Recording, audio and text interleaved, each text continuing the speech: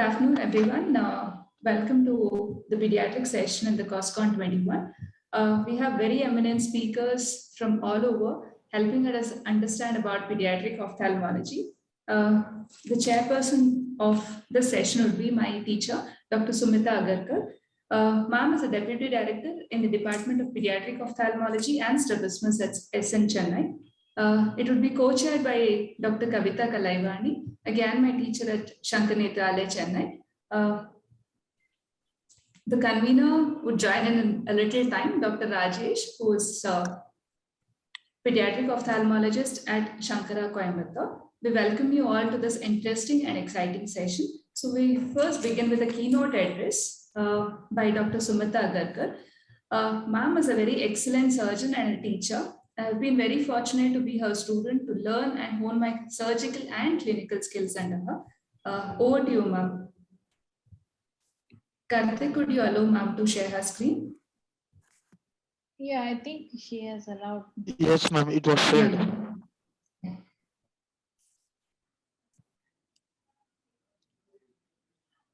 Thank you, Soumya, for that excellent and probably undeserved introduction, but does make me feel good. First of all, thank you to KSOS for inviting me for this presentation, to inviting me for this meeting. And my topic has been pediatric cataract surgery, my experiences and changes over time. And if you look at my experience, it probably starts in 1998 when I finished my fellowship. So let's see what happened during 1998. Well, IMAC was released. Viagra got FDA approval. France won the World Cup, FIFA World Cup. Sachin Tendulkar probably played the best innings of his life, and Titanic was released. And in between all these busy things, I also completed my fellowship. And this is me on the eve of last day of my fellowship here. You can see the timestamp there, and this is my pediatric ophthalmology team of that year. And I look a little bewildered and probably a little fearful of what lies ahead. But from then to now, several things have changed, especially when you come to the pediatric cataract surgery. The anesthesia has changed, the machines have changed, surgical techniques, IOLs, the way we calculate the power, documentation, some new diagnostics, and of course, we are still learn to grapple with the new issues which are going to face, which are coming still ahead of us. So anesthesia is beyond the purview of this talk, so I'll just skip to the machines straight. So this is where I started my pediatric cataract surgery with a royal cut rate of 400 and a suction of 250. And many of you who are listening probably have never seen this machine, but this is where we all started our initial pediatric cataract surgery, and then moving on to more and more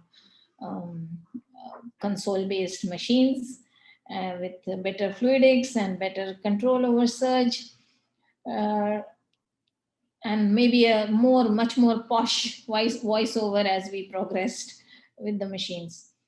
So, and coming down to the latest gadget in the town.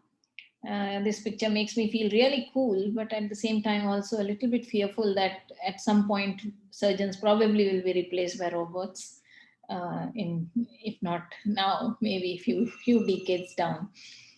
So machines did make a difference. Automated aspiration, which came with better machines, kept the chamber pressurized, and it prevented unnecessary manipulation. Advanced vitrectomy settings, which I really appreciate, with a very high cut rate and smaller caliber, have allowed for less traction on the vitreous and lesser degree of inflammation. And it has definitely given that zone of comfort to younger surgeons to put an IOL first and then finish off the vitrectomy, which was not possible with the earlier machines. When it comes to surgical techniques, there have been changes over all of these over 20 years that I have been doing cataract surgery. So this, can you hear me? In between we couldn't, ma'am. Now we can hear you.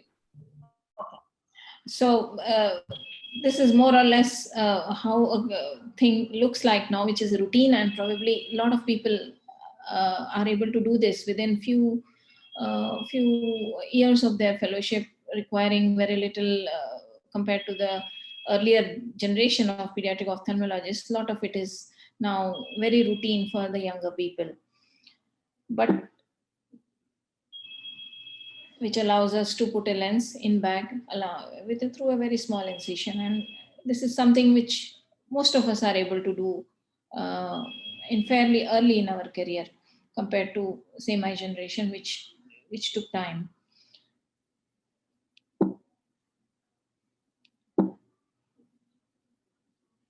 So if you look at the incisions, we did start, by the time I started my work, we had already shifted to scleral tunnels, and scleral tunnel was compared to corneoscleral grooves, which was done earlier. It is still a very good incision for beginners. It does involve some amount of conjunctival handling and cautery and a little bit more time, but it is still a very, very safe incision, which allows you to put the lens in a completely closed chamber, complete the whole surgery in a closed manner, and and if you don't have access to absorbable sutures, you can cover the sutures with conjunctiva, and they do not need removal under a second GA. So if general anesthesia is a problem, or if there is really some anterior segment comorbidities, scleral incision or tunnel is still my go-to incision despite the recent advances. But in the regular cases, probably this is what I do. As you can see, it's a very, very, very quick incision, and allows me to have all advantages of a closed incision, at least through the surgery. And it's quick, does not require conjunctival handling, which most of us, at least our glaucoma colleagues, are very, very thankful for. Now coming to the capsular access, the holy trinity of cohesive OVD instrumentation like forceps and stains have made all the difference. They have been game changers in these 20 years. 1998, 99, when I just started doing pediatric cataract surgery, I could not have thought of doing this case with a large pre-existing posterior capsular dehiscence with some amount of confidence, which I can do now, because it allows me a closed chamber to finish off my rhexis. It allows me to see the anterior capsule, to form my, to size my capsulotomy the way I wish to, a smaller or a bigger, because I can see it. So that has made all the difference in these 20 years, to have access to good OVDs and forceps, which allow you to go through a side entry. The newer technology always helps. A precision pulse capsulotomy or a zepto is the new kid on the town, and allows you, and femtolaser capsulotomy has also been described in children. Both of them deliver round, fairly stable capsulotomy in children with stable edges, and definitely adds a cost factor as well as time to your surgery. And probably in experienced hand it doesn't matter, but people who are just starting, uh, this is probably an option to get a good sized capsular access without much stress. So this is how a zepto laser looks like. It's a retractable sleeve with a nitrilon ring, and it can be produced. It can be introduced in the eye through a very small incision, and it forms a suction cup, which gives, on delivering the laser, it creates a fairly reproducible circular opening in the anterior capsule, and probably is very, very useful in tumescent cataracts, and if you're just starting out. But in the long run, probably it adds extra time to your surgery, and probably not very useful for really experienced surgeons. Now, we started with PMMA, then we moved to 3-piece acrylic foldable lenses, then single-piece foldable lenses. This has all happened in last 20 years. And then newer things like bag in the lens, devised by Dr. Tessinion, and a relook at the iris fixated lenses, as well as artisan anterior chamber IOLs in children. There has been a rethought on anterior chamber lenses compared to what when I started. Anterior chamber lenses were all absolute no, but there has been a newer thought on this also. So if you come to the posterior capsule management, I'm sad to report that despite 20 years, VAO rates in children are still 100%, and primary posterior capsulotomy or some amount of capsular management remains a gold standard.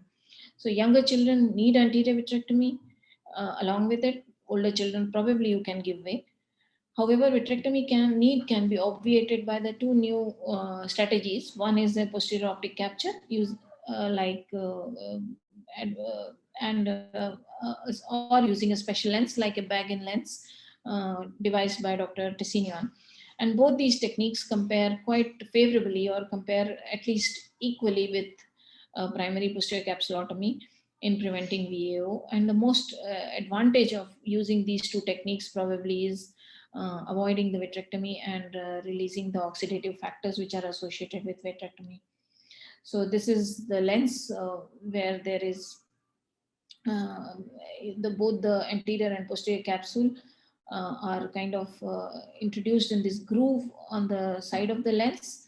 And as you can see, absolutely there is no way lens epithelial cells can migrate, because both the capsule are equal in both anterior and posterior capsular openings are nearly equal in size, and they fit neatly into the groove ceiling of the lens epithelial cells.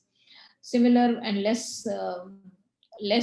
probably less expensive option is using a posterior optic capture, where after putting the lens in the bag, optic is gently pushed through the posterior capsulotomy into hyaloid fossa, and between the anterior hyaloid phase and posterior capsule, using that space to put the IOL. And again, this does not require an anterior vitrectomy, and Dr. Sukija and group have claimed really good results with this technique also.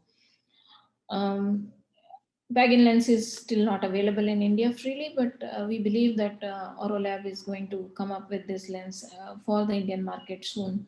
And there may be a little bit of learning curve with this lens, but if you can avoid vitrectomy, it will be the way to go in future. Foldable lenses, when they came in first, they were the game changers in the real sense of the word. That was the paradigm shift, because it allowed lenses to be implanted in back through a really small incision. It allowed a closed chamber through the surgery. Lenses were biocompatible and drastically reduced the postoperative inflammation as well as retinal detachment. They were really useful because they were useful in simple as well as complicated scenarios, as less manipulation was required. There are several in the market, starting with 3-piece. This is the first foldable lens which we used in the thing, and this was probably gave way to single piece lenses, and then there are now several options available in the market for us to treat. So if you can see, this is a surgery which was both these cases have large posterior capsular dehiscence pre-existing. Both have been anticipated posterior capsular dehiscence, but this surgery was done in 1999, and you can see there is a large incision. And because we needed that incision to put a large diameter lens in the bag, in the sulcus at least. And because this surgery is done by the great Dr. Srinivas K. Rao, it looks very neat and all, but you can see the size of incision here, around 6.5 millimeter, and a large diameter lens compared to cut to 2018, and you can see it's a small incision. Again, anticipated posterior capsular rent, and you are, and after the finishing the surgery, you can finish the vitrectomy and entire surgery using two small incisions here, and you need to open the eye only while putting the lens. And I had an option of putting a large diameter lens in the sulcus. I was able to put it in back this lens, but there was an option for me to put a lens in the sulcus using the same small incision. So foldable lenses really made all the difference, and I think no child should be denied the advantage of having a foldable lens, whether he can afford it or not, because it does make a difference to their entire visual outcomes and postoperative outcomes. IOLs have made things easy, but have also led to more questions. Age at implantation, target refraction, all these are complicated answers, which I don't have clear answers on this. So when I started out, 2 years or older was the standard of care. In 2021, it is more of an anatomical decision. And I would consider IOL implantation in any eye with corneal diameter of exceeding 10.5 millimeter and the length of 18 millimeter and the absence of comorbidities. If I may, another point, I may probably also ask for parents' ability to come for follow-up, because that is very essential, getting good outcomes with IOL. In 2021, also this adage stands true that if in doubt, good aphakia is comparable to pseudophakia in both unilateral and bilateral conditions. And I have several articles and several evidence to back my claim here. So, in fact, in some situations like GRA-induced uveitis-related cataract, the standard of care has swung back to aphakia uh, from pseudophakia, which was prevalent in last decade probably, and now again there is a thought that probably you are best left, these children are best left aphakic than inserting an IOL. While we have sorted the age at which to implant the IOL and linked it to the anatomical part of it, but when it comes to IOL power calculation, it is still complicated.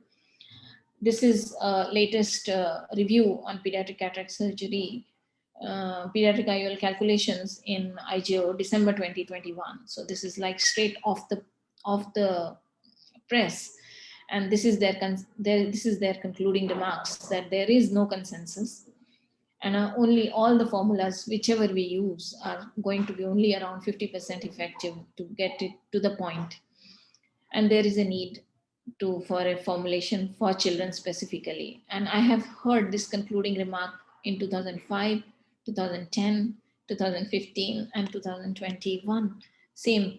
So probably there is no good options here. So what do I do?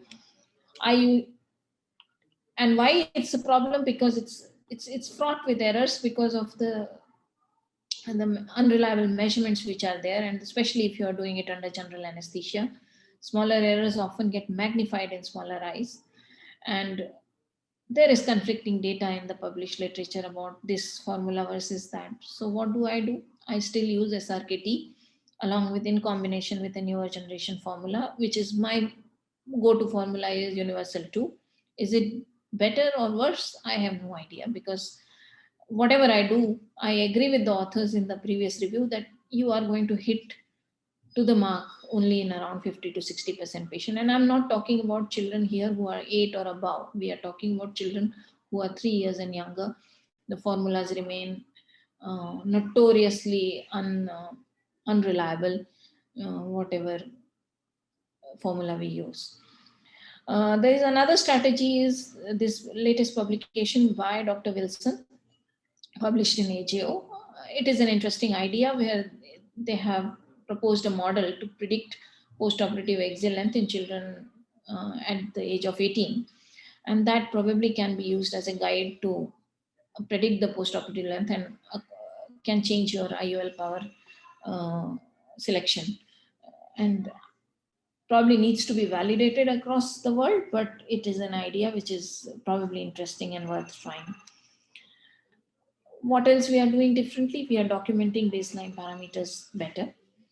Surgery under GA should be used as an opportunity to record baseline like gonioscopy or pachymetry, or to do a detailed fundus evaluation post-surgery, which has immense value in post-operative follow-up.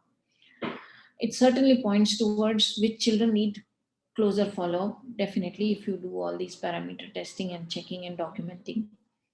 Imaging modalities like ASOCT and UBM are definitely improve surgical outcomes in complex cases like aniridia or trauma.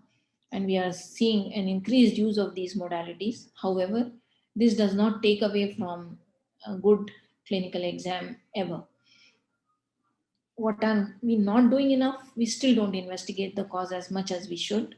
Bilateral cataracts need both genetic and metabolic testing, and diagnosing the genetic mutation can often be life-saving in certain cases. With the new generation sequencing and easy availability of genetic testing, I feel that costs will come down in future for more widespread testing. And we probably should also work towards IOL formula which is specific for children. And I think as we do a large volume of children with pediatric cataract, this knowledge and this effort should come from somebody in India rather than from Western population. And those who are listening to me, younger colleagues of mine, they should probably you take this up as a work to be work in progress and do something about it. What lies ahead? Yes, we look forward to better biometry, better calculations, and we also need to be probably now gearing up for long-term complications like refractive interventions, IOL exchange. The earliest or youngest children who received IOLs with us probably are now still only teenagers or late teens or early 20s, and there is a long road ahead, and there will be a requirement for. We still don't know the effect of time on IOL in children, especially in the eyes where you put the IOL at the age of 2. And this is something which is coming in future. This child is post 15 years post cataract surgery, still maintains the 6/9 vision, but if you look at the IOL, it's not looking as clear as it should, and I don't know what is the best way to deal with it. Should we explant the IOLs? Are we even looking? Is visual acuity a criteria to use this? Use as a justifying or not justifying surgery in this patient or explantation. We need answers for these questions, and as these children who received IOLs in the first decade of this century become teenagers and adults, we will have to find answers for these. Thank you very much for your attention. Thank you, ma'am. Thank you for that wonderful talk. I was so immersed in hearing to it that I actually forgot that I have to moderate the session. That was excellent videos, ma'am. There cannot be any other platform where you could see a video which is 2 decades back and today, operated by the same surgeon with the same expertise and the excellence in hands. Amazing, ma'am. Really amazing. And as always, it's not just that you teach, you make me think. You always make me think. Thank you, ma'am. Any of the speakers have any questions to Dr. SAR? Soumya, I have a question. Kavita here. Yeah, ma'am. I just want to know madam's experience regarding small eyes and big, large eyes. And that is one thing. And another thing is, yeah, this is the first question and that I want to know about microcornea and microophthalmos, which was my area of interest actually, that is. We used to earlier downsize or upgrade. I could get the first question. Microcornea and microophthalmos. Am I audible? Yeah, now you're audible. The questions I would like to know, first. Yeah, got your questions, ma'am. Okay. The first question is regarding should we change the IOL part depending on the size of the eye, like the axial length is smaller or larger, like in a ophthalmic eye, would you use a different formula compared to another eye which is normal? That's the first question. Two, do you undersize the IOL or do you change the make of the IOL when you're using it in a microphthalmic or a microcornea eyes? I don't put IOLs in microphthalmic eyes and microcornea eyes because it just doesn't make any sense long term. And I have not seen a single patient who did particularly well with IOL IOL in place. So as I said, I would not put an IOL anyone who is less than 10.5. Even in 10 to 10.5 millimeters, I have put the lenses. I always do the gonioscopy, and I probably it is safe to put it if it is in the bag and does not cause any harm. But anything less than 10, I would not put an IOL. If the eye is less than 18 millimeter, I would not put an IOL. No downsizing there. I just don't put IOLs. It just doesn't work in those conditions. Putting a second question, ophthalmic eyes. A lot of these ophthalmic eyes, it's actually the cornea which is big, and probably the length. If you look at the bag, the diameter of the bag, it's normal, or it may be only slightly enlarged. So I haven't had any reason to change my lens in these patients, and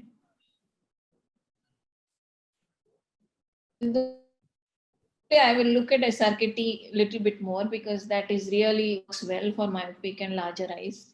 So if I have to say, I haven't changed the lens, but I have looked at SRKT as my guide in selecting the power. Sure, ma'am. I think regarding the incision and to implant IOL or not, with debates too coming up. So I would ask your opinion on that at the end of the debate. I am never afraid to leave the patient aphakic. If in doubt, that there's no question about it. If you are queasy about putting IOL, just don't put it, because that's your gut. That you should respect your gut feeling. Yeah. Just one question, ma'am, regarding the posterior capture that you were mentioning. Would it be prudent to put a 3-piece IOL if you're planning a posterior capture rather than doing a single piece? And for posterior capture, I don't think every model of IOL which is available it is not. So you can either put a 3-piece lens, or you can put some specific models of the IOLs only can be captured. Your regular single piece IOLs often are not designed or built for capture. So for capture, you need some specific lens models which work well. 3-piece lenses work well. So if you are going to use any 3-piece lens where you can reliably put the lens in the bag with the haptics, then you can leave the haptics in the bag and push the optic behind. But not your regular single piece lenses. It does not. I would not recommend that. Sure, ma'am. I think after this wonderful keynote address, we would look at more interesting things in terms of debate. As the saying goes, there are no tough opponents. They're basically tough issues that we discuss with. But we have here 2 tough opponents as well as a tough topic to discuss on. We have Dr. Kavita Kalaivani, my teacher at Chankaneta Alley, Chennai. Again, a wonderful surgeon and a wonderful teacher. We welcome you, ma'am. Debating against Dr. Sandra, who was again an excellent surgeon at Arvind Eye Hospital, Coimbatore. Karthik, can we have Dr. Kavita ma'am's video, please?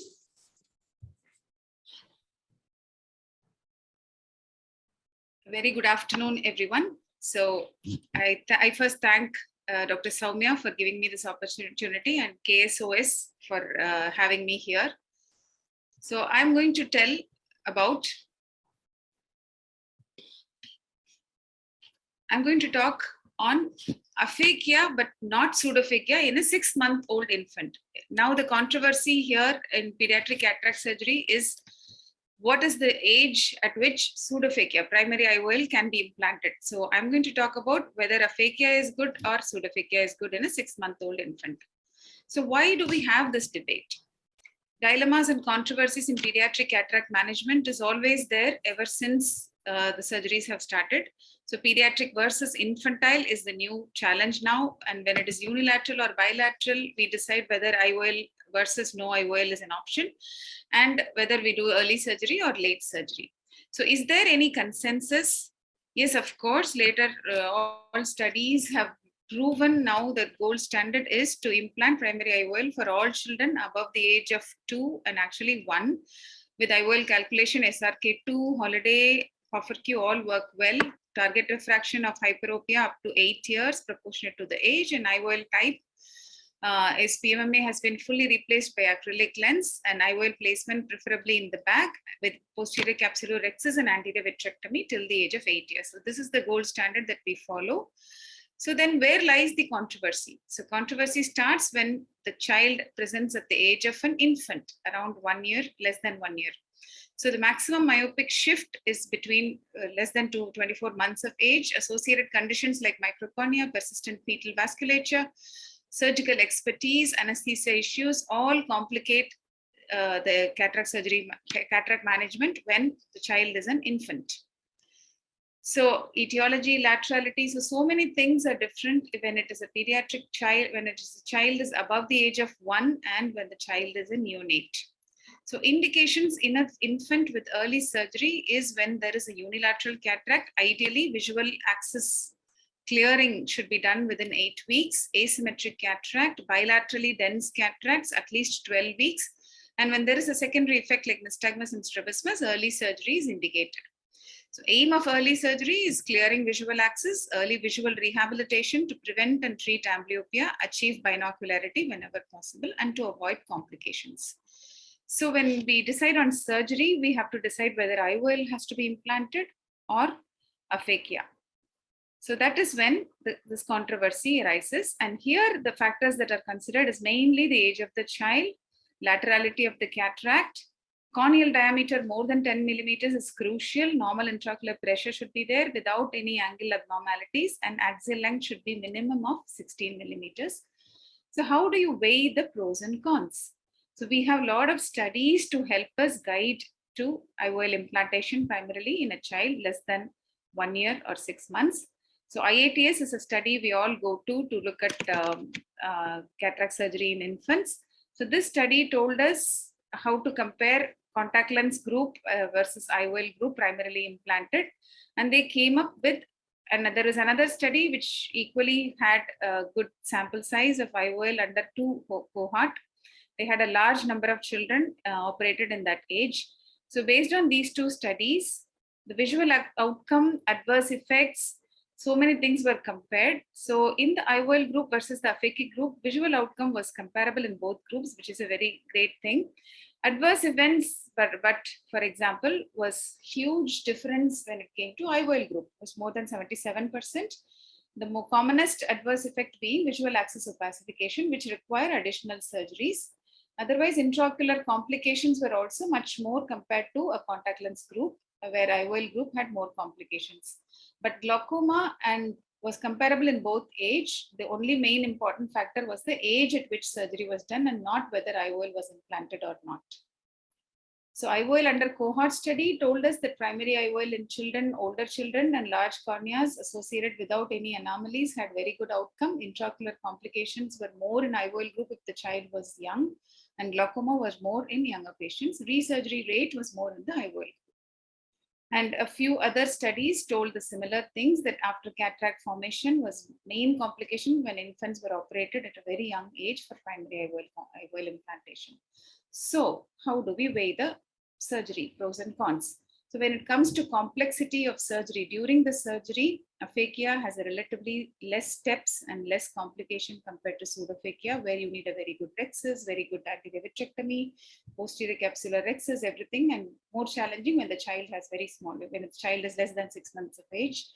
But immediate post-op refraction, you have a very good immediate post-op refraction when we aim for pseudophakia. That is, anisometropia is relatively less. So that way, pseudophakia weighs over aphakia.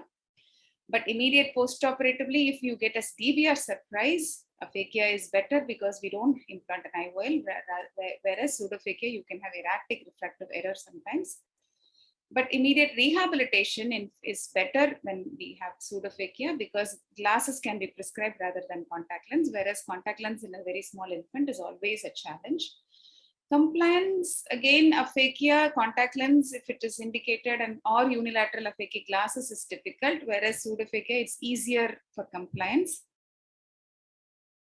On the other hand, for aphakia, the rate of visual axis opacification relatively less compared to pseudophakia in all studies put together.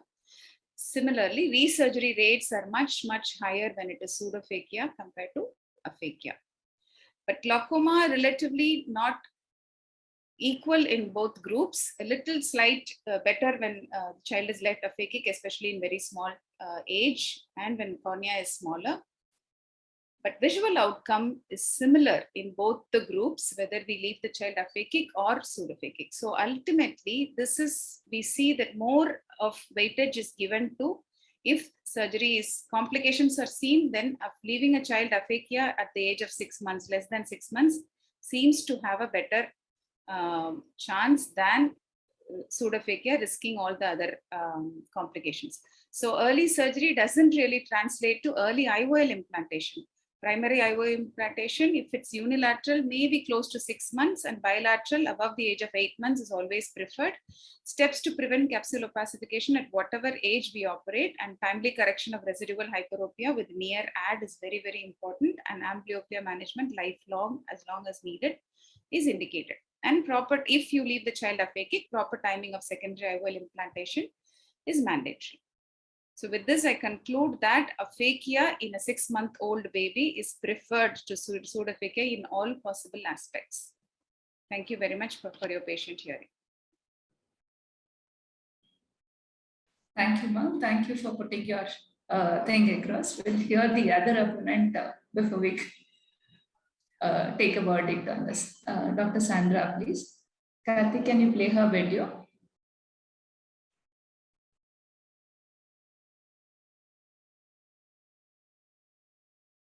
A very good morning. At the outset, I would like to thank Dr. Soumya and the organizing committee for giving me this opportunity. And I'm going to talk on placing a primary intraocular lens in a 6-month-old child. My worthy opponent, Dr. Kavita, has given a lot of points on why aphakia should be considered as a correct alternative in a 6-month-old.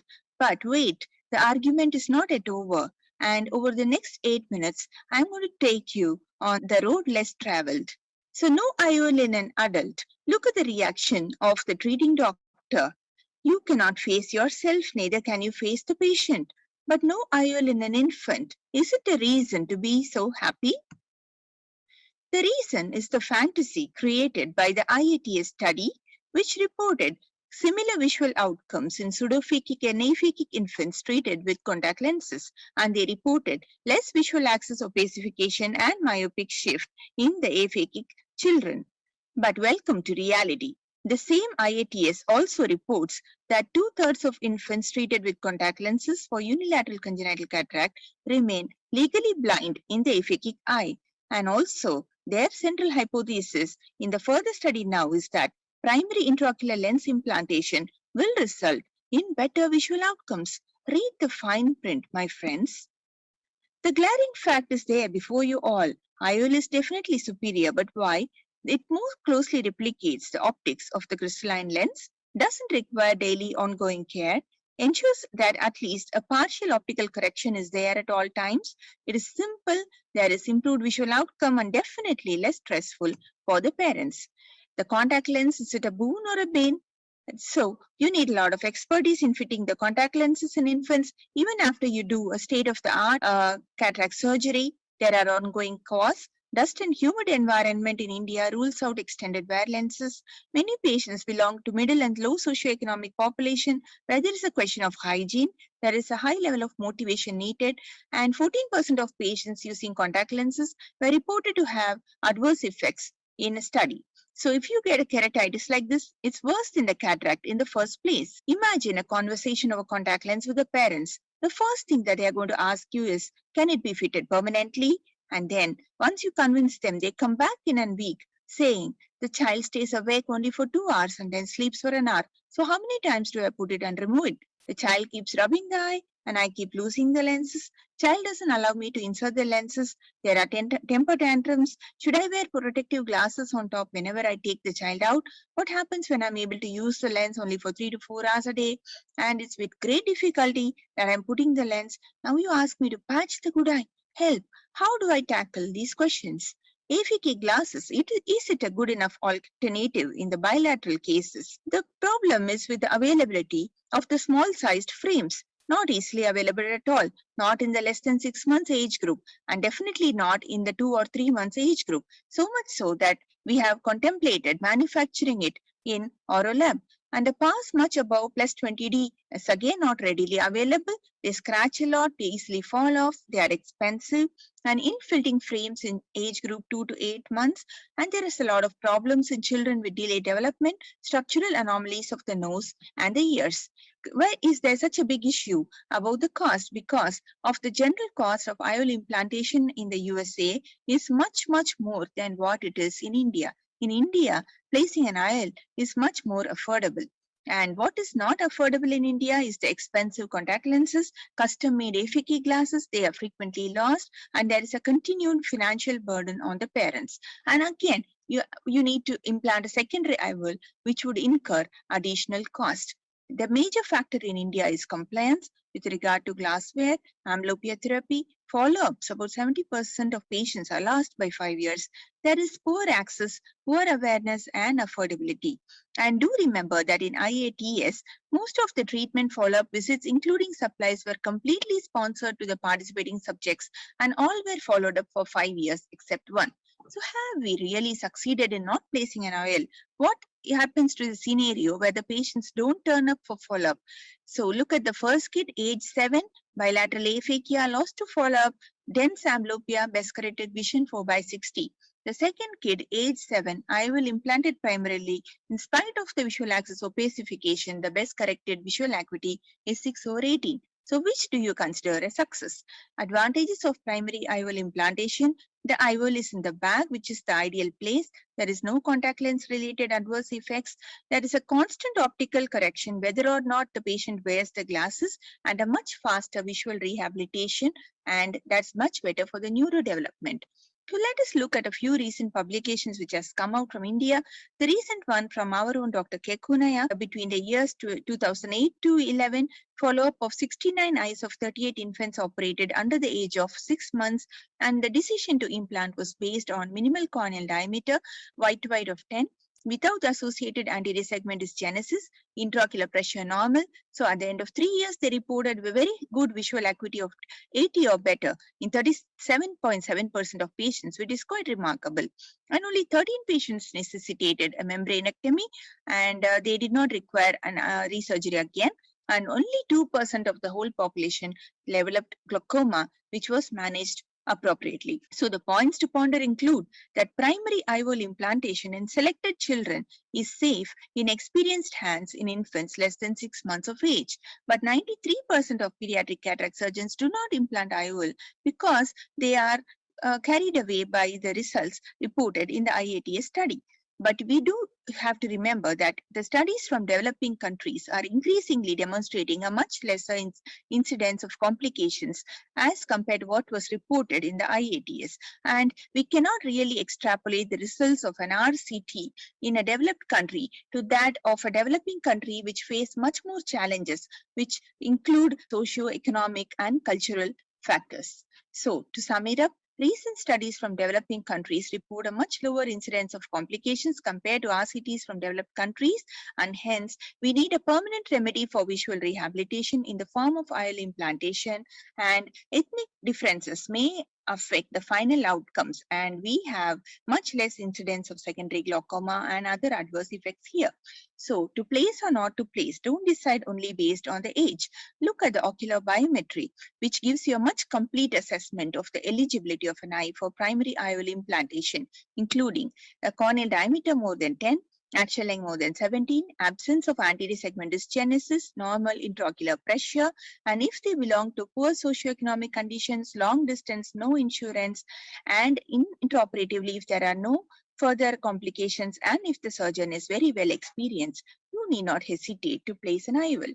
Outcomes of IATS or IL under 2 studies cannot be extrapolated directly to developing societies. Again, quoting a new study that has been published by Dr. Kekunaya, an arbitrary cutoff of 6 months at the time of surgery is inadequate to decide whether to implant an IOL. It requires a much more comprehensive approach and a new set of guidelines based on the eligibility of the eye, the surgeon's experience, parental or family factors have all been proposed for primary implantation in infants and toddlers. So do look at the preoperative factors, intraoperative factors, and socioeconomic considerations before you come to a conclusion. So instead of thinking why, think why not. Thank you.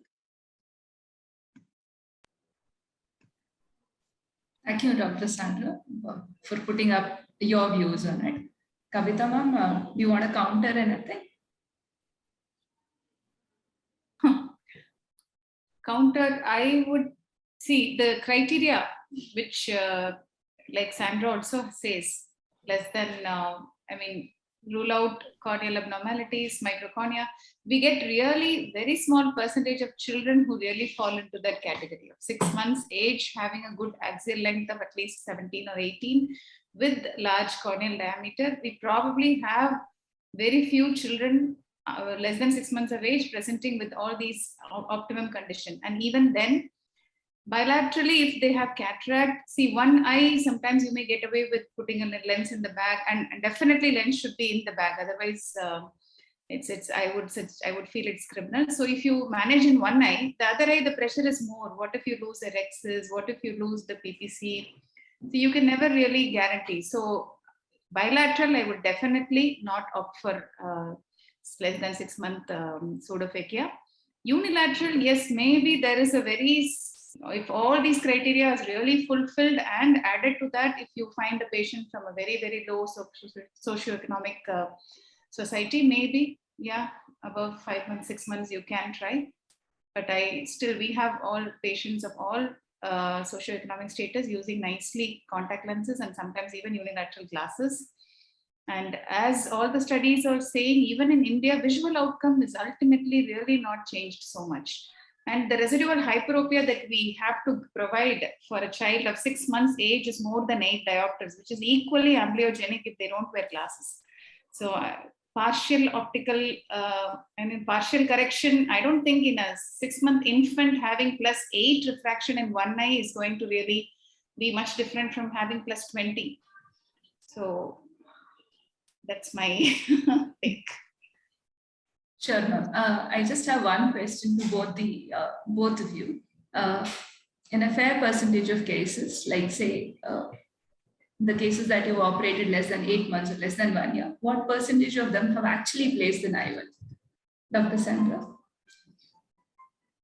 In a rough approximate, in the infants less than 6 months or 8 months, and what percentage of them have you actually placed the lens? Yeah, considering all the ideal situations, the percentage less than 6 months in bilateral, I would say maybe around 20 to 25% of my patients. And in unilateral, it's slightly more because I try to place an IOL as far as possible, provided all the other conditions are ideal, including a good size, not a case with a PHPV or anything, with a good corneal diameter and a good AC depth, provided I'm able to place in the bag. Then I would definitely try, because as I have said, most of the things which I wanted to say I already showed in the video. The problem is in getting the correct aphakic glasses unilaterally. I feel it really doesn't balance, and the patients end up with very poor visual acuity in my experience over here. And contact lenses in Coimbatore, really I'm not able to succeed that much. So the number of patients who are we are able to make them use contact lenses are very, very less. Very few patients, in fact. So as far as possible, I would try in the favor of IOL, and our incidence of glaucoma is negligible, actually, very, very less as compared to what the other Western population report. We do get the most frequently we get membrane, like we have to do a resurgery for a membrane, a posterior or an anterior membrane will develop. But then we again take up for surgery around 3 to 4 months after the initial IOL. Then when we do the membranectomy, it doesn't develop again. The visual axis remains clear, and the visual acuity development is much better in those patients. I think Like, for this, this is for all ideal the scenario. audiences for this, yeah, for all the audiences listening, I specifically asked this question to highlight the point. Though we are taking sites, there are instances, only in ideal instances, that we would probably consider, right? We would ask Dr. SAR ma'am to give her suggestions on this particular One debate, point which probably never ends. Yeah, one point on Sandra's thing about negligible glaucoma, I disagree with that strongly, because your incidence of glaucoma depends on how many years you have had follow-up, and incidence of glaucoma always increases whatever time you. So if you don't see with follow-up and then say, yeah, I don't see glaucoma, it is not valid. It is not valid at all. So it is probably, if you say, yeah, I have had 6 years of follow-up and then I have negligible glaucoma, I will believe that. But I don't believe this negligible incidence of glaucoma at all, because it is really dependent on the age of the child and not nothing to do with surgery or what kind of surgery you did. I agree with that premise that IUL probably does not change anything from glaucoma point of view. You will get the glaucoma whether you are pseudophakic or aphakic, depending on the age of the child you did the surgery in, whether you put the lens or not. Second, if I have to take a think, then probably both Dr. Kavita and Sandra have made points which audience can take. So important carry home is, yes, do it in an anatomically good sized eye with good dilatation, and do it because you have the expertise to do it. Don't do it because you can or you should. And one thing which is important, whether your patient leave aphakic, pseudophakic, surgery is just the first step. And a well done surgery definitely is the easier first step, but actually your management starts from day one. It is not end of the treatment. It is the beginning of the treatment. So there is no absolute truth that you should put IUL in every 6-month-old or you should not put IUL in any 6-month-old. The truth, as usual, lies somewhere in between, and you probably have to customize it depending on patient's needs and socioeconomic conditions. So that's it. Anybody else wants to make any comment on that? I totally agree with Sandra also. Maybe during my tenure in Aravinda Hospital, Coimbatore, and in Shankaran now, I'm yet to see a patient with who has been operated for congenital cataract to have a full-blown glaucoma. So maybe I would like to agree with Sandra that our experience with glaucoma in pseudophakic or aphakic operated for pediatric cataract is very much negligible actually. I have seen 20%. I would probably agree with SAR ma'am. How do you? I would not have as much as experience as anybody else here, but the longer we follow, maybe we definitely we would have a problem. The younger the eye you operate, definitely you have a problem. No, actually, I'm in our experience. It's not only my experience. It's the experience of Kalpana madam also, because she started the department in 1997. So I would have definitely seen her glaucoma, if not for my I don't know, glaucoma. maybe we are used to do a peripheral endectomy at the end of the pediatric cataract surgeries as taught by Kalpana madam. So that's what I also follow regularly. I don't know whether it helps or not. Yet to see we see only we see only steroid induced glaucoma, if at all. Yeah, that's we common. Neither see open angle glaucoma nor do we see angle closure glaucoma. And we are seeing IOP on follow-up. We have eye care also. We are seeing follow-ups for all the patients. It's not like we are not seeing them. How many years follow-up, Sandra? You have to say that. 1 year follow-up, you will have 0. Yes. Madam, as Sandra mentioned, we both did PG from there and continued in the department. So whatever madam's cases been operated so early, we had a good follow-up, at least for 10 years. Is it right, Sandra? Minimum of 10 years at least. Yes. I think the important thing is to do the need surgery. And we don't really operate very early. We don't operate like less than 1 month of age. We never operate like really early. We looked at the group with pseudophakic patients who were all operated 2 years and above. It's a old, it's a prospective study which we did. And a lot of our glaucomas came in the patients who were younger, 1 year of age, less than 1 year of age. And again, post 7 years follow-up. They don't appear in the... Do you use higher end viscoelastics, madam? Because we hardly use them. No, I do all surgeries and Okay. So Okay. I really don't know why there is a difference between Chennai and... You should publish it because if it is something Sure. so you are very region specific or something, you should do it because Yes. You should definitely look at your 10-year data and see how many of them develop glaucoma. And if it is negligible, it is worth. Sure, ma'am. Can I think we add move one on. point, Soumya? Yeah, Can I ma'am. add one point? Sure, sure. This I agree with Sumita madam. First, when I started, we were quite aggressive in implanting IOLs. So when I did my fellowship in Coimbatore, Shankara, even 6 months of age, it was like very interesting to implant IOL. But then I realized over the years, there are many factors. It's not just implanting IOL and feel satisfied with only one part, that is visual rehabilitation. I changed over completely over the maybe 10 years later. I have stopped implanting IOL in children less than 2 years. I feel old is gold. And as ma'am and Dr. Kavita has told, there is you really can't guess which child is going in for glaucoma. I mean, it's very difficult to predict, but nevertheless, I keep in mind for every child, and I've seen aphakic glaucomas which are really very difficult to manage. I have done traps, but then those traps fail, but it works in some children. Some of them, it doesn't work, no matter what. Regarding the PI part, yes, I do PI in all cases, whether I implant IOL in the back, do vitrectomy or aphakic. But these PIs and all get closed in a few years.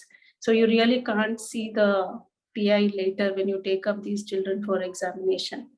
Maybe as Rajesh is telling, maybe a thin layer is formed and maybe that works still. I'm not sure though. I think now I have stopped implanting IOLs, and we have done out of interest downsizing IOLs in microcornea and microophthalmus.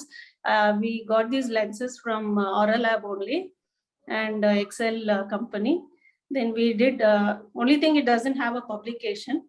But then now I have stopped everything. Probably you start, when you start off your career, we are ignorant, I think. But then later you become very, very judicious about every small thing. So I have stopped implanting IOLs in less than 11 millimeter, not even 10 or 10.5, less than 11 millimeter, and they're doing pretty well. So I think this is something which I wanted to share. Sure, ma'am. Thank you for your inputs. I think for the interest of time, we would move on to the next debate with regards to what is the best incision that we choose in a pediatric cataract surgery.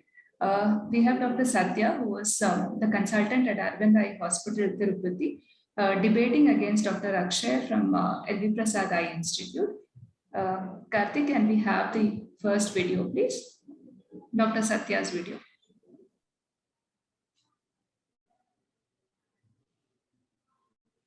First is Dr. Akshay's video.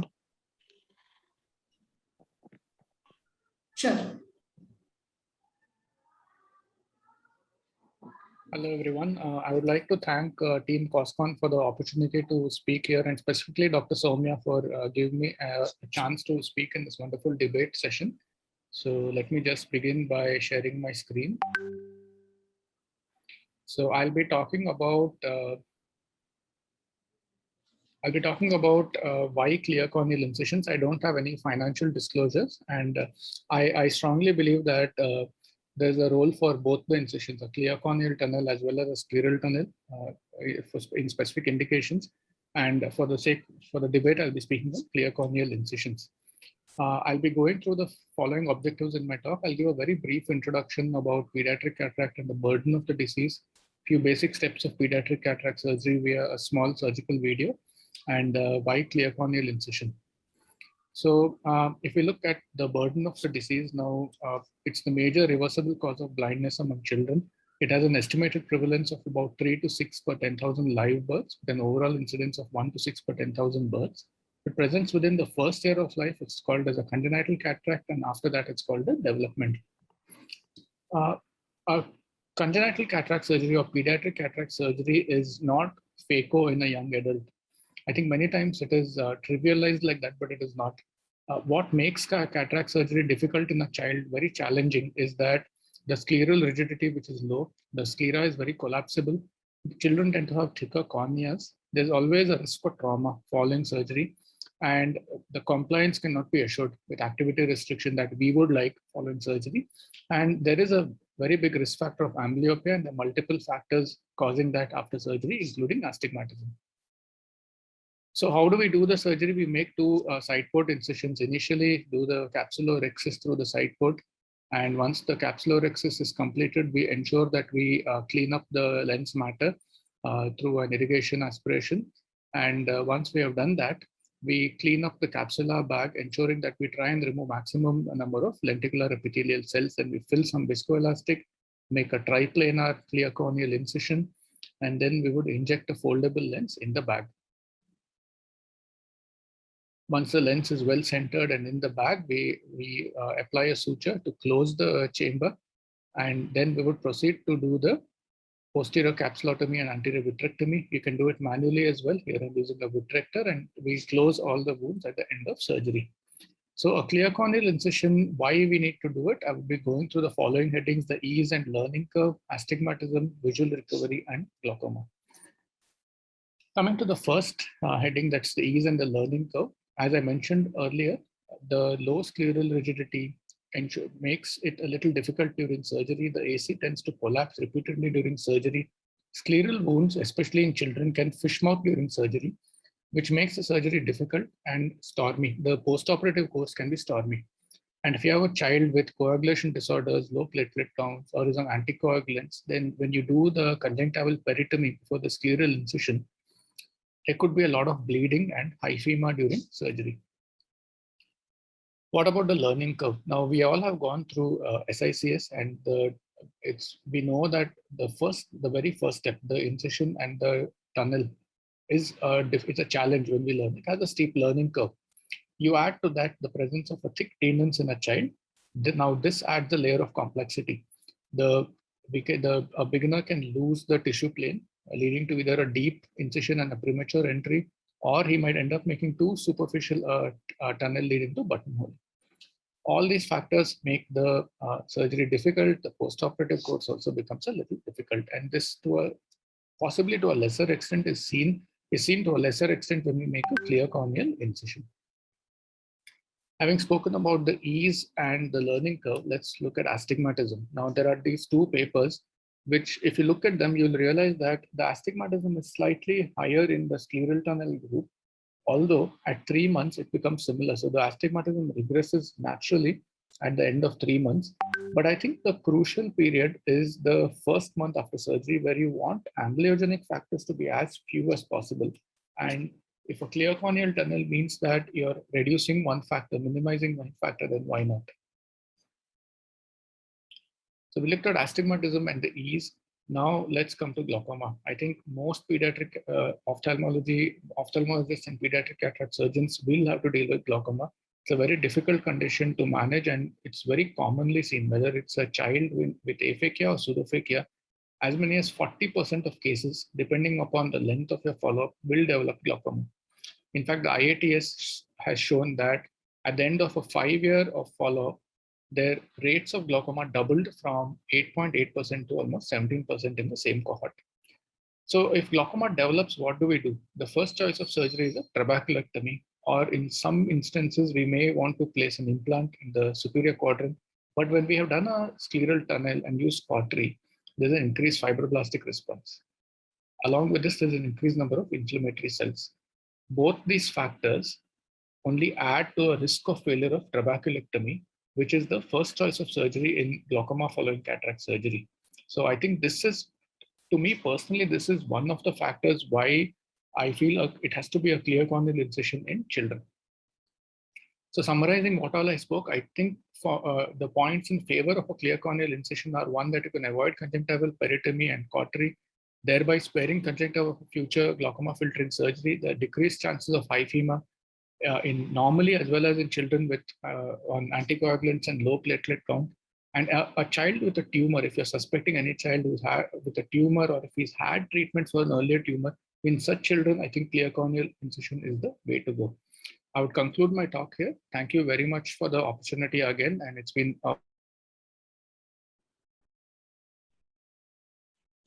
Thank you, Dr. Akshay, for that wonderful presentation. We'll move on to the next talk before we discussed on this. Could we have Dr. Satya's talk, Karthik? Karthik, can you play the Dr. Satya's talk, please?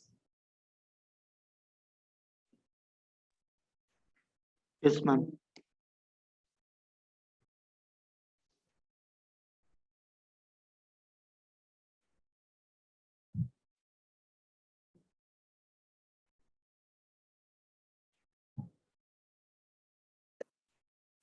Welcome. I'm Dr. Satya, and I'd like to thank the Karnataka Ophthalmic Society and Dr. Soumya for this opportunity. It's a wonderful treat to see the varied topics here. So I'm going to be debating on why the scleral incision in pediatric cataract is the safer bet.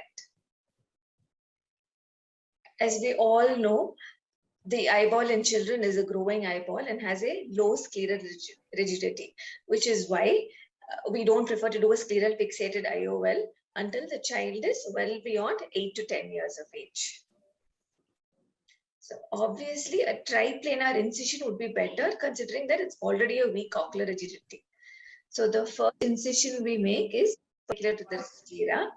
The second one runs horizontally, and the entry into the anterior chamber is an angled bevel incision.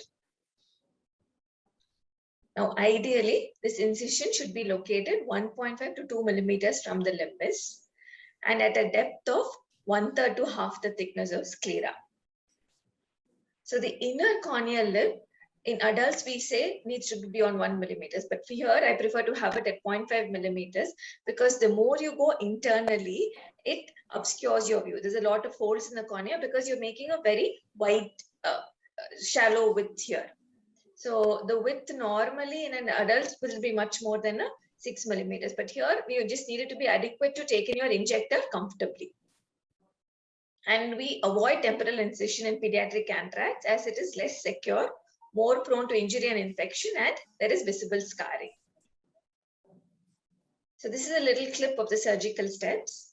So after cutting the conjunctiva, so now we are still not using up too much of conjunctiva like in an adult cataract. We're still preserving enough to do a bleb on the superior nasal or superior temporal in future if needed. After cauterizing, an incision is being made 1.5 mm from the limbus. A crescent is then used, and with swiping movements, we make entry into the cornea. The keratome is then used. Here I'm using a 2.5 millimeter bevel down keratome. And after dimpling and entering into the anterior chamber, I'm extending. I prefer to make my inner lip a little bit of a frown shape, which gives me better visibility. So I've made a slight extension. So it's about 3.2 millimeters here. So even though we're making a triplanar incision, because of the low scleral rigidity, we can have fish mouthing of the inner lip. So this means there is inadequate apposition of the corneal flap to the overlying stroma. So it's always better to put 1 or 2 sutures. So what could be considered a disadvantage with the sclerocorneal tunnel? So one argument would be astigmatism, that it's time consuming, that there is more bleeding, and preserve the conjunctiva in case trab is needed. Astigmatism. So this is a study that showed that with the scleral tunnel, there was 3.1 millimeters of astigmatism at the immediate post-op and only 2.1 with the clear cornea. But over time, they became very similar. This is another study where the corneal incision has more astigmatism immediate post-op, but over time, it becomes less. But the study also says the difference was small and clinically insignificant. So because These are growing eyeballs, the sclera, and the cornea tends to compensate for the sutures, and astigmatism is never an issue. In adults, you do not see the post-op astigmatism reducing, but in children, you see that the immediate post-op astigmatism comes down over 3 to 5 months. Yes, it takes a little more time than a clear corneal incision, but the sclerocorneal incision is a whole lot more safe. And now that this is a debate, I'm going to be telling you 10 reasons why the scleral incision is better. To start with, like I said, it's a triplanar incision, which means better apposition. Second, the entire outer lip is being covered under the conjunctiva, which means better safety. And now, because we are covering it under the conjunctiva, there is no suture exposure, which means less infection, less chance of irritation, and less rubbing of eyes, so more comfort for the child, and less chance of corneal vascularization. Now, this point is debatable and controversial, but some authors have said that wound healing is more marked in children, and this could cause more scarring. So it's better to avoid too much of entry into the cornea. Next, because the sutures are going under the conjunctiva, it does not need to be removed. So no additional GA required, which would actually mean more time, more money, and more psychological stress to the family. Another big advantage I see is that it's easier to do a PI, peripheral iodectomy here. So here, right after I make the corneal entry into the anterior chamber, I'm cutting the iris. And I find it safe to do it at this step because a lot of times we hear that it's very difficult in a clear corneal incision to go and get a hold on the iris. So the other way to do it is with a vitrectomy cutter much later, but very often bleeding is a problem. When it is done here in this step through a sclerocorneal incision, there is less bleeding.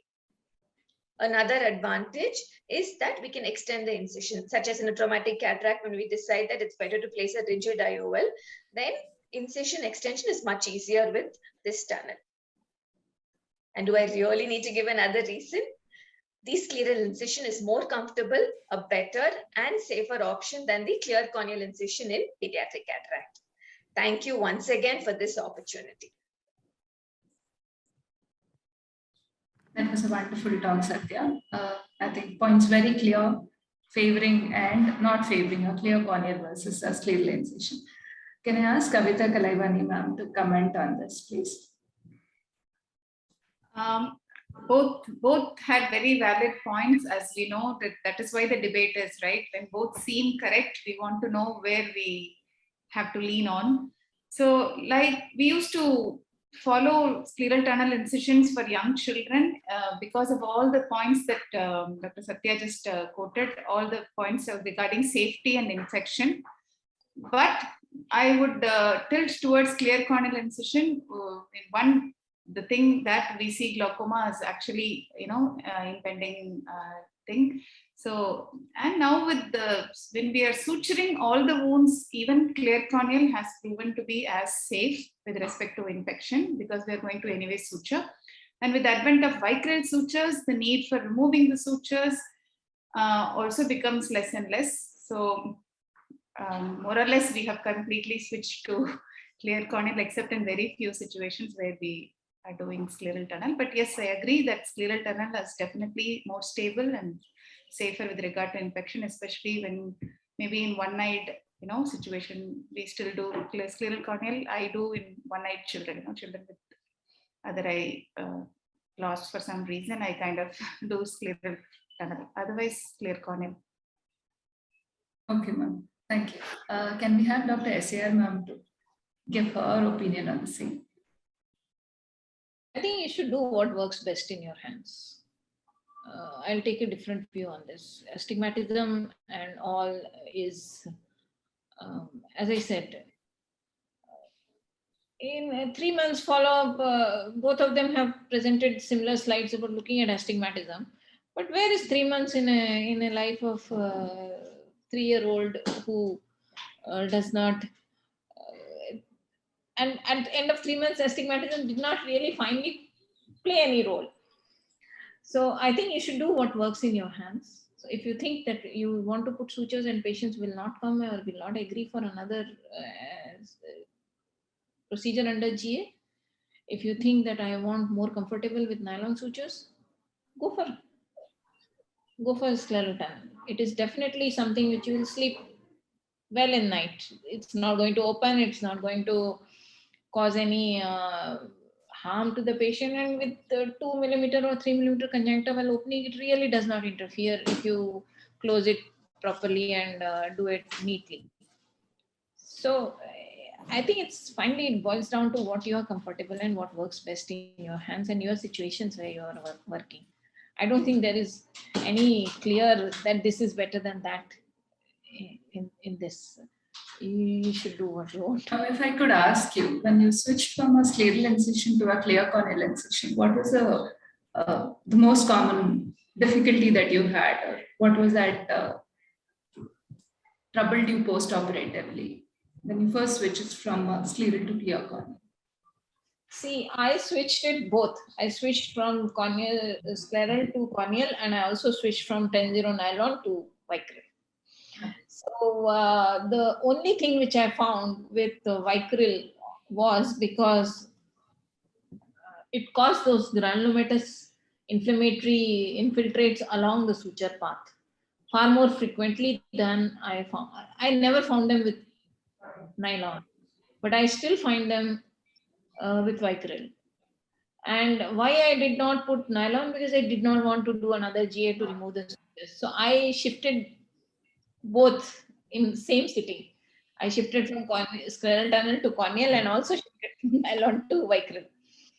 So, and I was not the first to do and did not want to be the last to do that either. So for me, that was my biggest irritation, which so I stopped burying Vicryl sutures and I found that much less with leaving the knots. Yes, the knots do trouble children for probably a week or so, but after that I have not had any child complain about foreign body sensation. Leaving the knot, and I don't bury Vicryl. If it is nylon, I will bury it because it definitely gives far more better comfort if you are using nylon. And younger children, where I know infants, when I'm doing a IOL and I know I'm going to do a GA exam at some point in their postoperative follow-up, usually at 6 to 8 weeks, I sometimes do still do a corneal tunnel and put a suture using nylon because I know I'm going to plan that and I will remove it at that time. So I usually tell the parents then and there only, I will do a GA exam at 6 weeks. I will check the pressure and I will remove the sutures because nylon definitely works. Is far more secure than Vicryl is.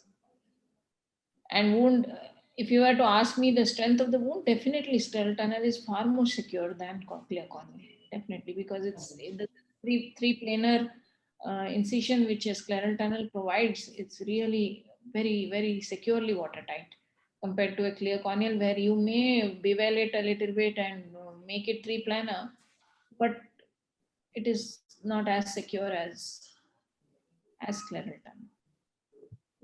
In older children, it does not matter either way. So you mean only when you said about burying the knots, you're talking only about the section, isn't it? Not about the side ports sutures. Side ports also, I will leave them like that. If I'm using Vicryl, I'm not. I have had 2 patients with pterygium-like features at side entry suture because with Vicryl, and I have had these white lines scarred around the side entry with Vicryl.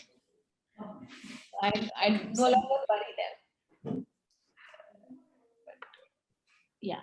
Leaving that minimizes, it does not cut away because there have been leaving the knot on the side also has had 1 or 2 infiltrate along the suture path has been there. I wouldn't say I have completely not burying helps in completely getting rid of that, but burying definitely increases it. Sure. Thank you, ma'am, for those inputs. And let's move on to the other interesting topic. From the incisions, we move on to what do we do when we don't have a capsular support? Do we choose an iris claw or do we put an SFIOL? Or how do we go about it? We have Dr. Kavita from Shankara Eye Hospital, Shimoga, to put her views across for the iris claw lenses. Karthik, the video. Good afternoon, one and all. I want to thank COSCON for giving me an opportunity to talk on this topic called claw IOL for capsular support in children. So, Dr. Rajesh, let's fight. With due respects to Dr. Rajesh and all the surgeons who wonderfully implant SFIOLs, from scleral flaps with sutures to sutureless to glue to glueless to flapless to scleral pockets, cautery, etc. And what next? I want to fight this debate. In this debate, I would like to support claw IOL in children, which is posteriorly fixated. I have no financial interest in this product. Indication is inadequate capsular support, but if there is adequate iris support, why not think of claw IOL instead of fixing it to sclera? There are many articles which say claw IOL is safe, effective, and simpler. When we compare IFIOL or claw lens with SFIOL, of course, claw lens is technically easier, it consumes less time, and it has a shorter learning curve. There is no question of suture-related problems or IOL tilt, unlike SFIOL, which induces a lot of astigmatism and requires reintervention. Post-operative retinal complications are much lesser. However, in claw IOL implantation, we need adequate pupil size, at least 6 mm, or if it's larger, it is difficult. It's a disadvantage, I do agree. And there should be adequate iris tissue. Two important complications which are expected out of claw IOL is ovalization of pupil and postoperative inflammation. But I will tell how we can reduce this. See, in these pictures, we have implanted claw IOL, and you can see that there is corneal scar. You can place it very well in traumatic cases. And post-operatively, the pupil is round with small air bubble there that indicates it is early post-operative, and late post-operative, which is on the right side, lower end.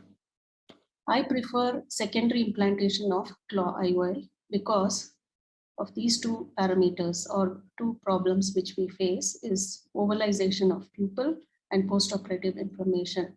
Of course, we do use oral steroid for a period of 1 week or 5 days to reduce the post-operative inflammation. There are many companies which are manufacturing this lens. I've been using the Excel lens with no financial interest. There are two sizes, 8 mm and 9 mm. Earlier, we were using the 9 mm one. Both are giving good results. When you compare the number of instruments that are being used for this implantation, there's only two instruments which are mainly required. One is the claw forceps or the claw holding forceps, and a straight instrument which can just tuck the iris tissue and then make the claw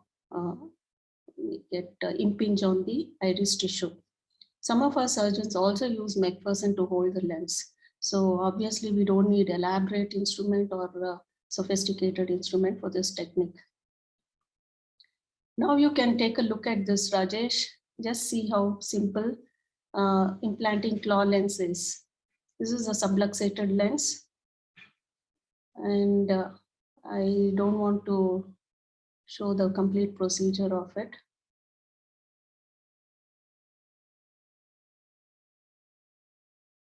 This is all removing the lens and the cortex. This is another situation where the lens is dislocated anteriorly in a case of microspirophakia. Now coming to implantation of the claw lens proper, you can make a stab incision 180 degrees apart using the side port paracentesis needle. This is the most important step. Never make it a tunnel-like, because putting the second instrument and enclaving the iris tissue will become difficult. I use heel-on so that the anterior chamber is well formed. Then the claw forceps, you hold the lens and then just slightly slide over the lens behind the iris tissue and then lift the iris tissue so that you can roughly understand where the claw is. Then with the second instrument, which is a straightened dialer, those broken dialos or condemned, which you tend to condemn this instrument, I just straighten up these instrument and use this for enclaving iris claw lens. Inject once again, heal on, so that the chamber is well formed and you can use the forceps. This is the most important step, especially the second claw to be enclaved. In the beginning, some people will have fear. It will not go back so easily, especially when you are implanting this as a secondary procedure, because the eye will not be very soft, unlike in primary intervention. Pupil is round. This is a situation now I told you, if it gets disenclaved, which is one of the complications of claw lens, it is not so frequently seen, as it is told. It depends the way you enclave the iris tissue into the claw. It has to be very methodical and we need to be very patient. All you have to do in re-enclavation is just go back, use heel on so that the chamber is well formed and it's convenient. This is another video with traumatic cataract where you can see that I have placed the iris fixated or claw lens, and you can see the two areas where the claw is pinching the iris tissue. This is the post-operative pictures. Pupil is round and you can see the enclaved area as well, like in this. And this is the PI, which I do in all cases. If you're still not convinced, Dr. Rajesh, just look at this article which was published in IJO 2019. Madhivanan et al. Compared the claw lens versus scleral fixated lens. And what did they find? See the number of reference articles that has been quoted, and they have shown that claw lens has an excellent outcome, and they have established effectiveness of the surgical approach in correcting aphakia. And they also concluded that the IOL fixation was much easier, shorter, and safer than sutured FIOL. Of course, SFIOL has been advanced now. Nowadays, we think of the ways to easy to handle, easy to dry, and easy to cook, and easy to digest. So please decide if you would want to switch over to claw IOL rather than SFIOL, at least in only inadequate capsular support and iris tissue is good enough, and then save time for your VR surgeries. Thank you. Thank you, ma'am. Thank you for putting your points across. We'll probably hear to Dr. Rajesh. Dr. Rajesh is the vitreoretina consultant at Shankar Eye Hospital, Bangalore. He would be talking for SFIO. Karthik. Hello, everyone. I would like to take this opportunity to thank Dr. Soumya and COSCON for this opportunity. The topic that has been given is a debate between iris claw and SFIOL in children as a secondary IOL. I would be speaking for scleral fixated IOL. Before we go into the details of scleral fixated IOL, let us look into the indications. There are basically three. The primary being the absence of capsular support. What I mean by absence is an adequate or a total absence. Various reasons why it might end up in such a situation would be a complicated cataract surgery, a child who has encountered a closed or a penetrating injury where a lensectomy has been done along with the primary surgery, or a spontaneously subluxated or dislocated crystalline lens. Some of our kids comes with Marfan's or Weil-Marchesani syndrome where the crystalline lens is subluxated, and in order to remove these lenses, the capsule is also taken up along with it. The advantages of SFIOL being that it is not in contact with the iris, so the rubbing of the iris on the IOL is very minimal, so there is no pigment dispersion. Since the support of the SFIOL is basically on sutures, so there is minimal distortion of the overlying iris. The suturing of the aptics eliminates the pseudophacodenesis which is encountered in a iris enfixed IOLs. Since it's transclearly sutured IOLs, it can be done in both the approaches: an open sky where there is a dense corneal opacity, so we can remove the cornea, suture the IOL, and then replace the same cornea back if the corneal tissue is not available. In fact, the limbal approach is the more commonly used one, where we can have a fairly good visibility of the anterior segment. So we can make a tunnel, take out sutures, either ab externo or interno, and at the same time place the IOL and fixate it. Since the iris and other tissues are least involved, so there is very less inflammation. So the very good visual recovery which occurs at the earliest, and the pigment dispersion being least, so there is very less chances of Irwin-Gass syndrome.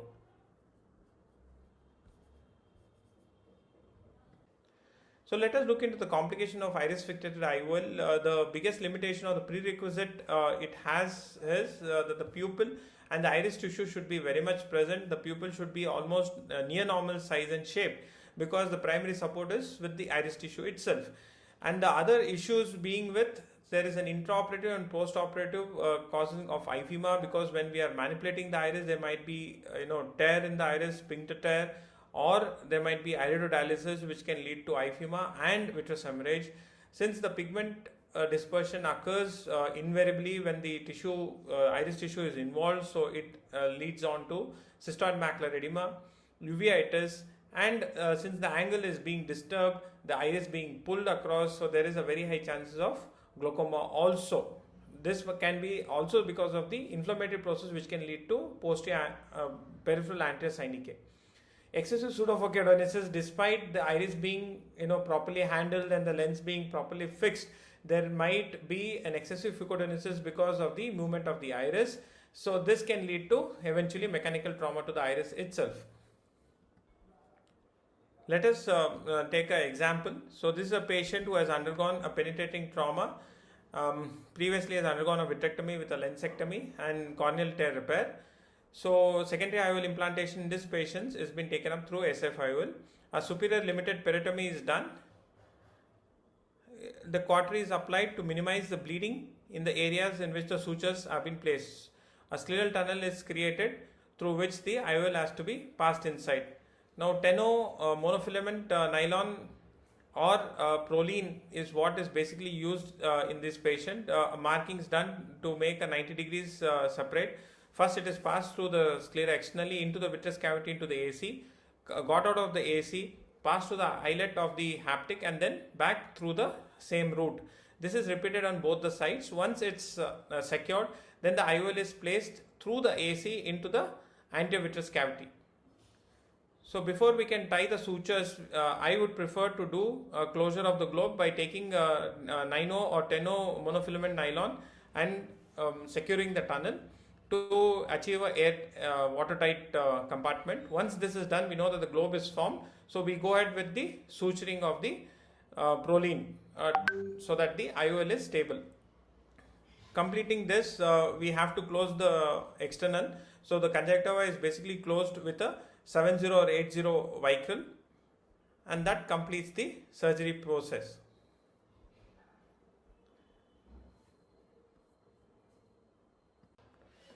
It is not that SFIOL is devoid of any complications. Let us look into some simple ones.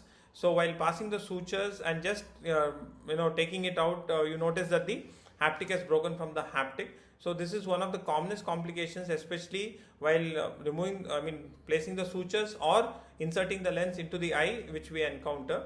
The other would be entanglement of these sutures on both the sides, or another much grave complication intraoperatively would be that you have secured the anterior chamber or the globe by putting the monofilament nylon, but when you are trying to suture the SFIOL sutures, that's the proline, one of the proline gives way and the support of the entire SFIOL is lost. So we have to repeat the entire procedure. We have to loosen the other suture, pull it out, then re-suture it through the sclera to enclave the SFIOL. Let us consider another situation. This child had sustained a blunt trauma. Along with his corneal repair, iris was abscised, the superior iris. Later, he went on to develop a retinal detachment, which was repaired with silicone oil infusion. At the time of silicone oil removal, a visual rehabilitation was considered, and the only option that we are left out with is to use a scleral fixated IOL, which is an aniridia scleral fixated IOL. It's a special type of IOL where the peripheral part of the IOL is pigmented, as shown in this video. So the procedure is exactly the same as doing any other scleral fixated IOL, which sutures on both the ends. The IOL is secured well in position, and the pigmented part of the iris, once it's placed in position, very much acts like iris to prevent glare.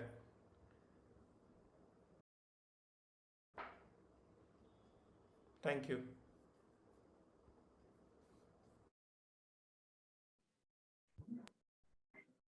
Excellent talk and excellent videos, Rajesh. I think we have both the speakers talking boldly about the complications of the IOL that they were supposed to be speaking for, in terms of SFIOL having its intraoperative complication of the iris fixated lenses, intraoperatively having challenges in terms of fixation. I think Dr. Rajesh Prabhu has also been doing a lot of iris fixated lenses and SFIOL through the other route. Can we have your opinion on this, Rajesh? Yes, Soumya, my preference will be usually sutureless SFIOL. I think I will be sharing the video and other things in my talk. My experience with that is much better. And I think Dr. Siddharth and Dr. J.K. sir has been doing iris claw in such cases. I personally feel SFIOL is much better because the haptic is positioned well into the sclera. So long-term results are good. Okay, I think Dr. Sandra and Kalpana ma'am do it a little different way in terms of fixing the IOL to the iris, isn't it, Sandra? Actually, that is where there is a partial support in which Kalpana madam does have fixation of the hole in the optic to the iris. That is if there is insufficient support just in one side. Like in these cases where there is a total absence of support, we do either a SFIOL or recently we have started doing iris claws also. So both. Okay. Dr. SAR ma'am, your take on this?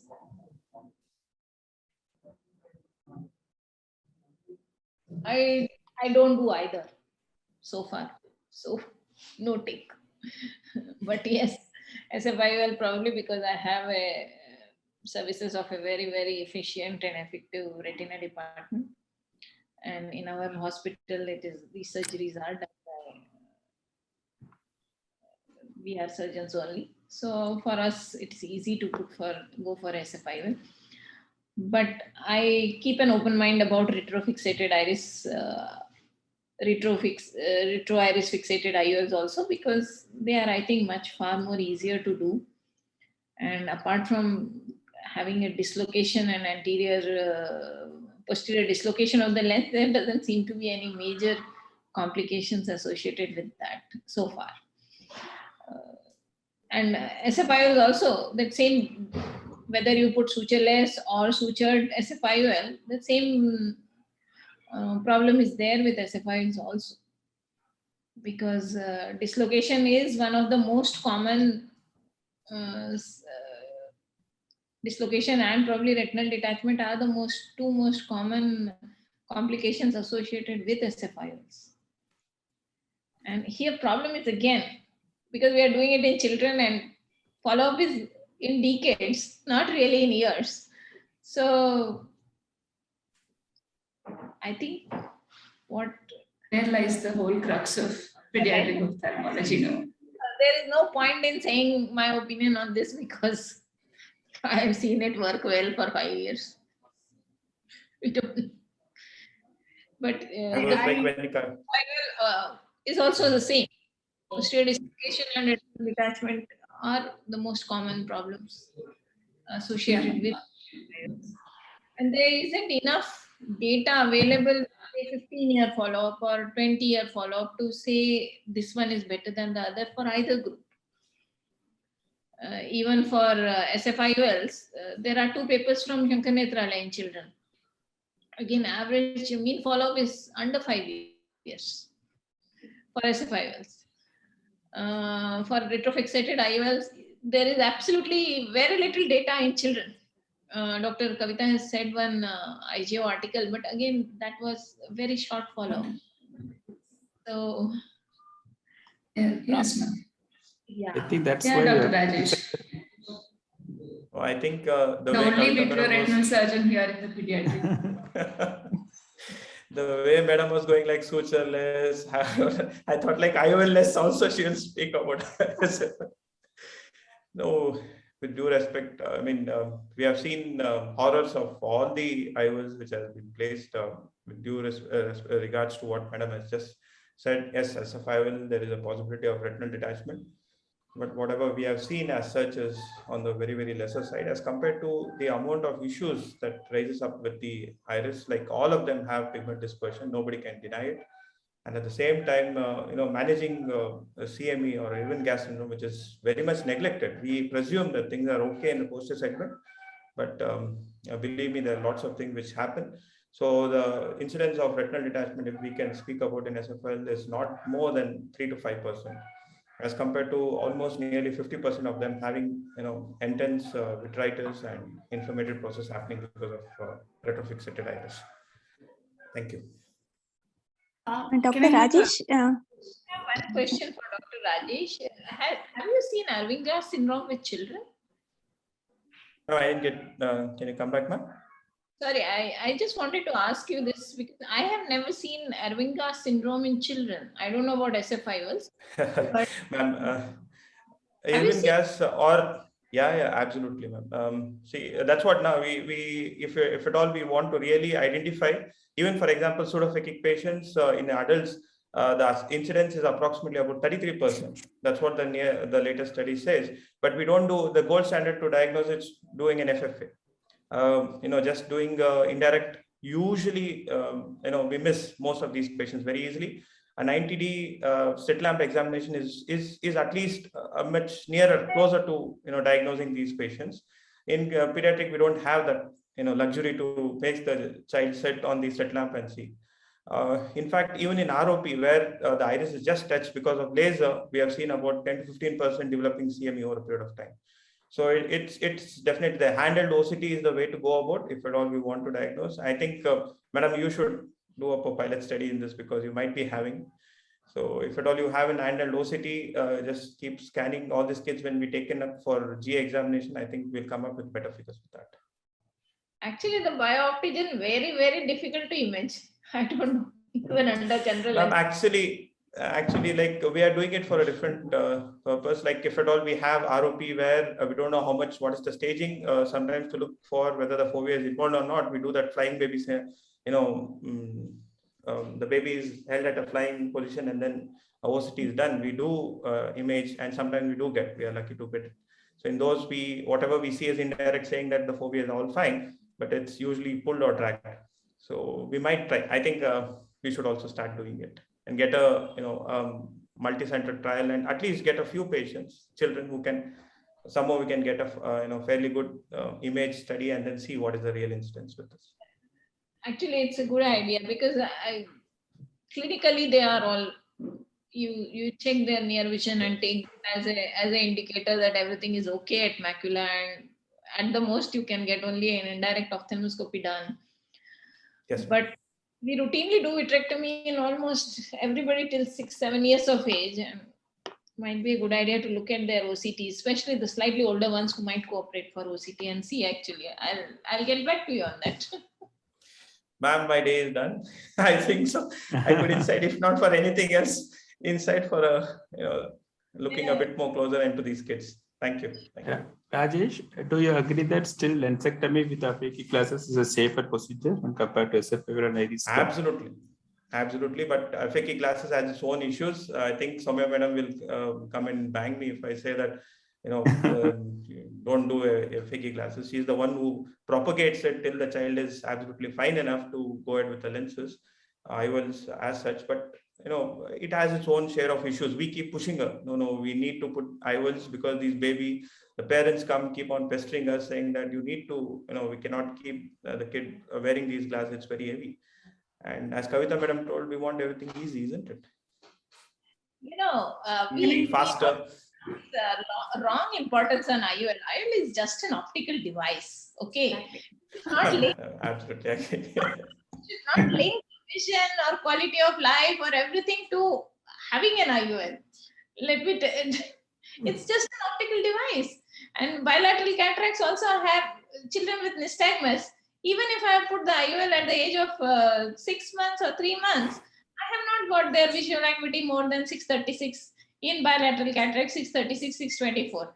If they don't have nystagmus, I have aphakic children who are 6x6 with bilateral glasses, and I have pseudophakic children with 624 vision. So absolutely, I can very well see that it's just coming out from. I haven't seen you or heard with you, ma'am. Soumya keeps telling the same thing, so I can just reciprocate this. Yeah, absolutely. I'm with her fully. She's with you, ma'am. Actually, that's what she keeps coming and telling us. It's correctly said. We should not connect. We should not link the vision to presence of lens, because it's just an optical device. Whether it is inside the eye or in front of the eye, it does not matter. True, ma'am. Dr. Rajesh, I just have one question regarding SFIOL. Do you take the axial length as a cutoff? Like in many of these cases are associated with Marfan syndrome and scleral thinning. So would you still do SFIOL if the patient is high myopic? No, we need to see, there is no other alternative in major of the cases which have been referred to us. Obviously, you need to have a visual rehabilitation. With due consideration, there is some amount of, in some patients, we do have refractive surprises, but that can be taken care of with the glasses. So I haven't seen any patients in which the sclera was thin, and then we went ahead with the SFIL and they had complications. See, one of the best thing that, all through the talks or debates which you're saying, is we go back and sleep, well, that nothing happens to the child. So I can assure you, till date, at least I don't know, but there are much more stalwarts, as Madam was talking about. We have all learned from them. One of my guide, my teacher, my mentor is from SN only. So all of you may know it. So we had never had, Madam. I will ask you a tricky question. Do you recommend anterior segment surgeons doing SFIOL? What would I say that? Madam, Soumya was very, very much on my head saying that I need to learn how to do an SFI. So she came in and then she said, like, the way you're doing, maybe I shouldn't do it. The same way I told, like, okay, madam, you come over and teach me how to do conjunctival peritomy to do buckling surgery. She said, don't worry, you're butchering. You can't really learn how to do this. Just leave it. So you can't put a pediatric surgeon's hand into yours. Neither I can get some amount of skill from you. So you do your work and I'll keep referring the SFIs to you. I think SFIOL and vitreoretinal surgeons are inseparable, because initially when I started doing, I was more towards superior scleral tunnel. So that time what I found was when I remove the lens, a lot of vitreous disturbance is there. Eyeball becomes very soft. It really find very difficult to put a SFIOL in place. And after some time, I started getting help from vitreoretinal surgeons. So I make a scleral tunnel, but I don't enter.